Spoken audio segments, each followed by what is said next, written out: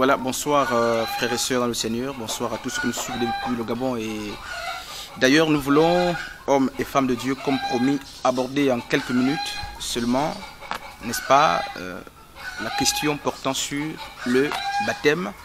Et comme nous le savons, n'est-ce pas, lorsqu'un texte est sorti de son contexte, il devient un prétexte. Et les églises aujourd'hui, permettez que j'introduise le message par là, n'est-ce pas, sont en train d'égarer plus que Satan égare à cause de l'ignorance.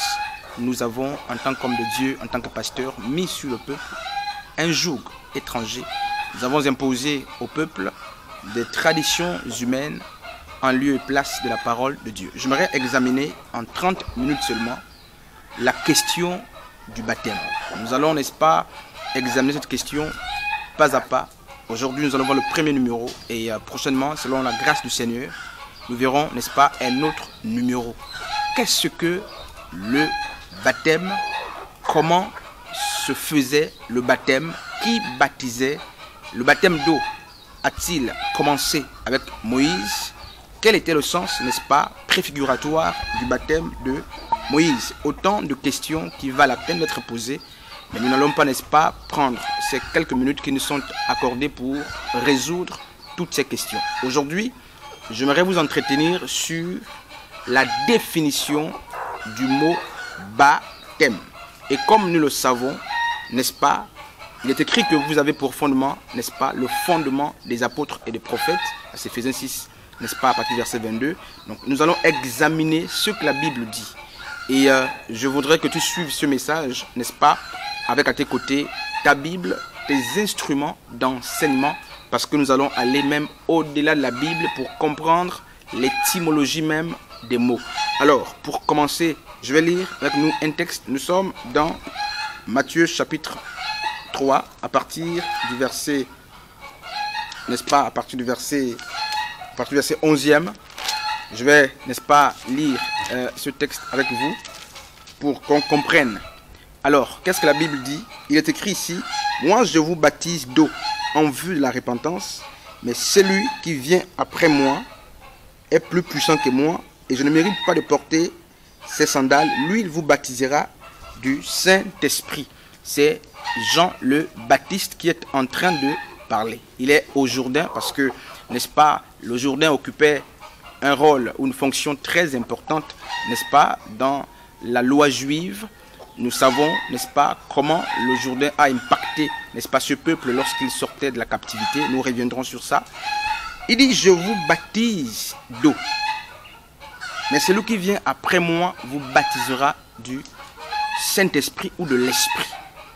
Alors, la question est de savoir qu'est-ce que le baptême? Quel est le sens véritable du baptême? Le mot baptême, comme, n'est-ce pas, nous le savons tous, est, frères et sœurs, employé plusieurs fois dans les Écritures. Et les protestants aujourd'hui, n'est-ce pas, et bien d'autres frères, nous diront que le mot baptême renvoie à quoi? Au fait d'immerger quelqu'un dans l'eau. Et c'est la définition la plus répandue. Ils disent que le baptême, c'est le fait justement d'immerger quelqu'un totalement dans l'eau. Et c'est d'ailleurs ce qu'enseignent les protestants, ce qu'enseignent les églises évangéliques. Mais nous allons, n'est-ce pas, examiner à la lumière des Écritures ce qui est écrit et l'étymologie des mots. Le mot baptême, puisque nous sommes dans la Nouvelle Alliance, le mot baptême, pour commencer, n'est-ce pas, ne naît pas avec Jean le Baptiste. Il faut le préciser. Lorsque vous lisez Hébreux chapitre 9, à partir du verset 10, la Bible nous parle des ablutions. Les ablutions sont aussi appelées des lavages, des bains. Et ailleurs on dit les baptêmes, n'est-ce pas? Donc sous le Tanakh ou sous la loi de Moïse, il y avait plusieurs ablutions, mieux encore plusieurs baptêmes. Tous les lavages qui se faisaient au temps de la loi, n'est-ce pas, étaient des baptêmes. Et quelle définition est-ce que les Juifs donnaient, ou les Hébreux donnaient au mot baptême? Quel était le sens du mot baptême lorsque un Juif, justement, un Hébreu, justement, comme Jean le Baptiste, lorsqu'il emploie ce mot, quelle était la connotation qu'il voulait donner à ce mot. Alors, d'abord, avant d'arriver à la définition hébraïque, j'aimerais qu'on touche la définition grecque, entendu que, n'est-ce pas, les écritures de la Nouvelle Alliance sont, n'est-ce pas, écrites en grec. Donc, en grec, alors, le mot baptême n'est pas une définition, mais c'est la francisation du mot grec baptizo ou baptisement ou bateau, même si beaucoup l'ignorent. Baptême est la francisation du mot baptizo, du mot, n'est-ce pas, baptisement et du mot, n'est-ce pas, bateau.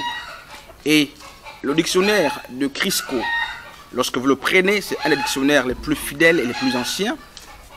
Il définit le baptême donc en disant que c'est baptisement, bateau ou baptizo. Et lorsque vous vérifiez, n'est-ce pas, le sens polysémique, le sens élargi, si vous voulez, le sens, n'est-ce pas, polygame de ce mot, il y a plus de 15 expressions qui, n'est-ce pas, il y a plus de 15 expressions qui renvoient à baptizo. Baptême ou baptizo, baptisement ou bateau renvoyait à la purification, à la qualification, n'est-ce pas, à l'aspersion, à la submersion. Donc baptizo, baptisme ou bateau, c'est submerger, n'est-ce pas, c'est plonger partiellement, c'est immerger, c'est qualifier, se surnommer, c'est sceller. Frères et sœurs, c'est allonger, se renouveler, c'est renommer.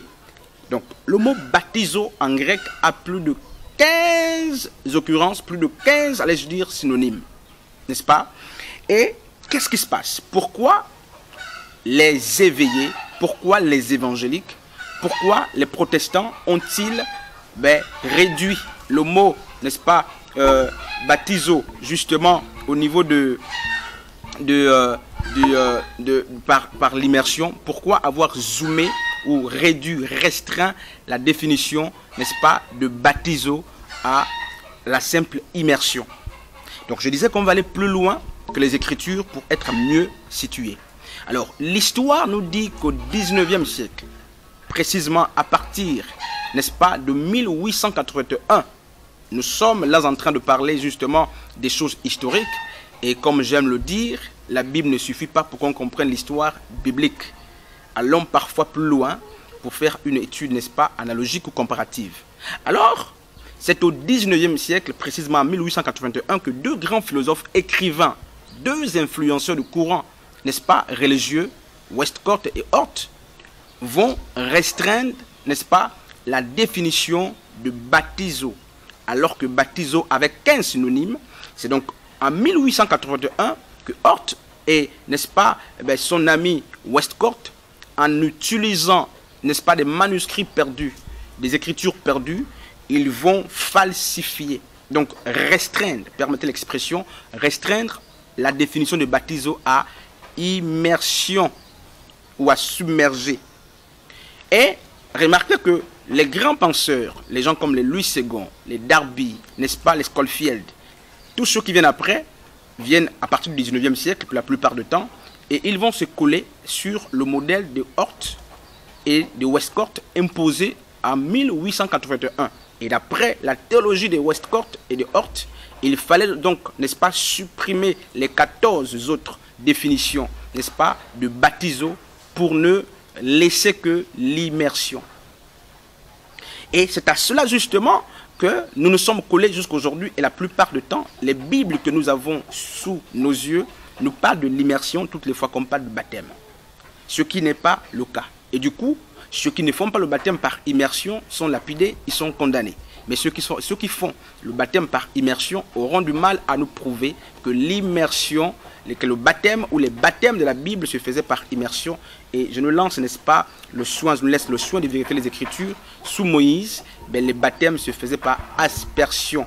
Jusqu'à preuve du contraire, Ézéchiel 36, 25 à 26 dit « Je répandrai une eau pure sur vous, elle vous purifiera ». Dans Exode chapitre 25, quand vous lisez, vous vous rendez compte que justement, dans, n'est-ce pas, les parvis, face à face, justement, il y avait l'autel de rein qui était opposé, n'est-ce pas,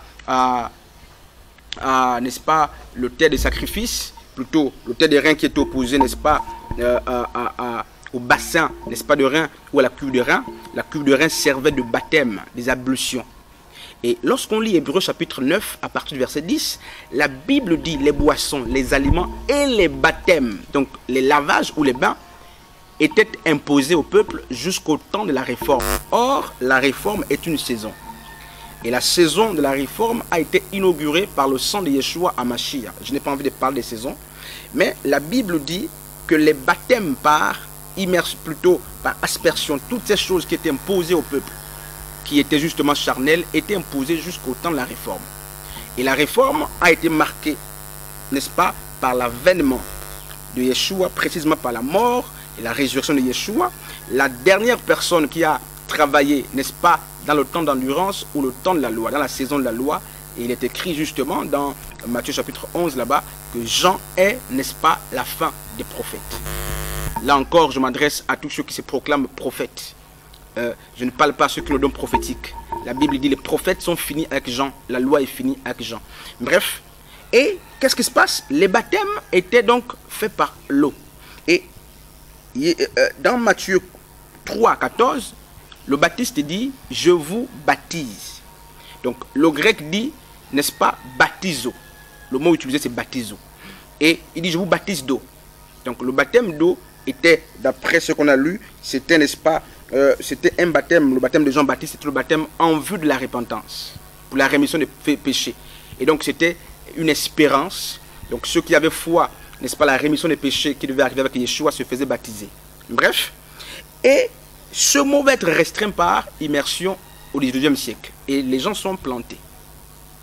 Et regardez avec moi, frères et sœurs, que lorsqu'on prend le Shem Tov, donc la version hébraïque, n'est-ce pas, de la Nouvelle Alliance, lorsqu'on prend le Shem Tov, on lit, n'est-ce pas, le même texte. Voici comment le passage est rendu. Donc le baptiste, Jean va dire le mot utilisé pour pas de baptême, ce n'est pas baptizo, puisque Jean ne parlait pas grec, n'est-ce pas? Jean parlait hébreu, n'est-ce pas? Et qu'est-ce qui se passe? Le mot qu'il emploie lorsqu'on prend la Bible, n'est-ce pas, dans la version, donc le Shem Tov, on se rend compte que le mot employé par Jean le Baptiste, c'est quoi? C'est itbil. Et donc, littéralement, il dit, je vous itbil, n'est-ce pas? Je vous matbil, n'est-ce pas? Do. Et celui qui vient après moi, vous yatbil. En fait, le mot lui-même, c'est le verbe itbil, H-I-T, n'est-ce pas? B-I-L-E. Itbil, c'est, n'est-ce pas, ce qui donne baptizo en grec. Et itbil en grec, plutôt en hébreu, dit c'est plonger partiellement. Plonger quelqu'un partiellement, submerger partiellement ou plonger partiellement ou asperger. C'est le sens propre, c'est le sens restreint, c'est le sens premier du mot, n'est-ce pas, itbil. Alors, hommes et femmes de Dieu, je pense que nous sommes en train d'avancer dans notre temps.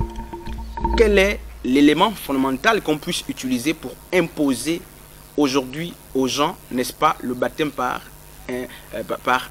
immersion? Il n'y a pas d'écriture tangible pour soutenir ce type de baptême. C'est pourquoi, si nous voulons pratiquer le baptême aujourd'hui, qu'on reparte justement dans le sens premier du mot, qu'on reprenne le sens étymologique du mot pour comprendre ce que c'est, n'est-ce pas, véritablement le baptême.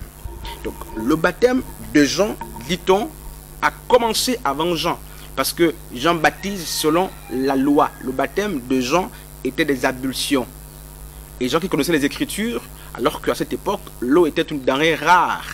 L'eau ne pouvait pas être, n'est-ce pas, foulée aux pieds, gaspillée, permettez l'expression, pour submerger les gens.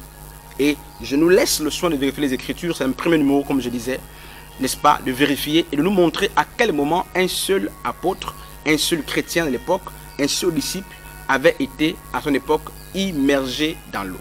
Je vais nous laisser avec quelques questions. Qu'est-ce qui aujourd'hui peut justifier le fait qu'on immerge les gens dans l'eau? Bien sûr, la réponse se trouve dans la théologie de Westcott et de Hort du 19e siècle, ou précisément celle de 1881.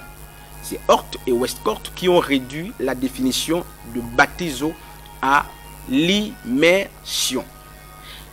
Frères et sœurs, vous qui nous avez suivis, je vous laisse encore avec une autre question.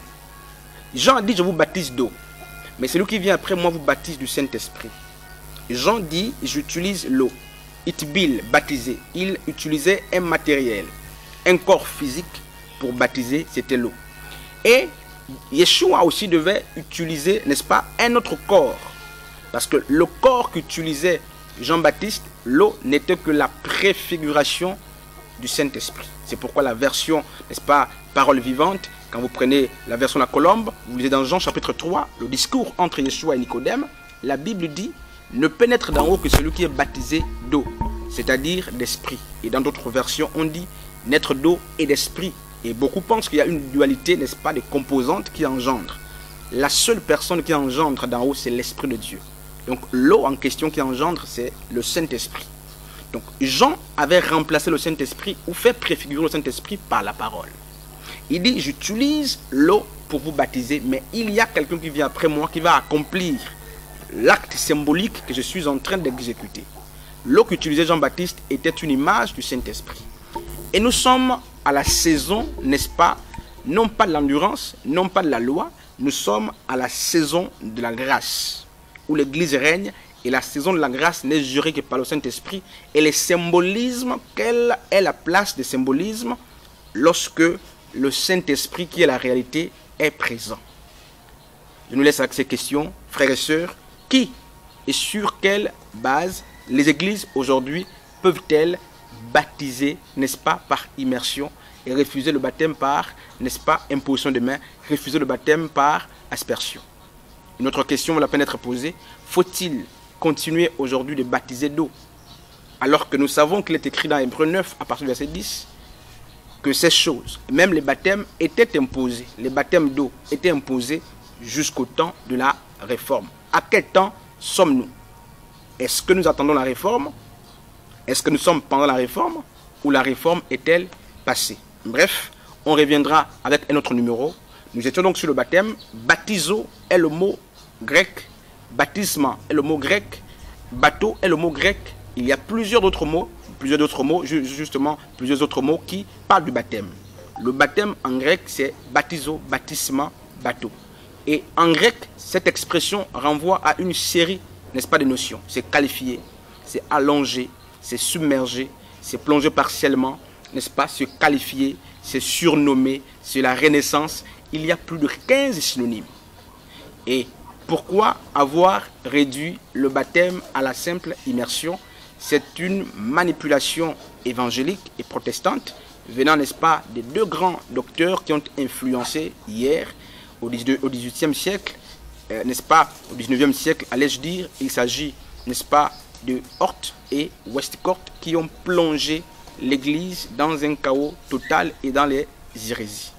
Demandez à votre pasteur de vous expliquer pourquoi son baptême se fait par immersion et pourquoi pas par aspersion. Vous demandez à celui qui fait l'aspersion pourquoi l'aspersion et non pas l'immersion. Pourquoi avoir réduit le baptême à une seule définition? Donc l'immersion, c'est une manipulation évangélique, une manipulation, n'est-ce pas, doctorale qui a conduit l'Église dans un chaos total. Aujourd'hui, permettez que je le dise, il semble que ce sont des hommes de Dieu qui égarent plus le peuple que Satan.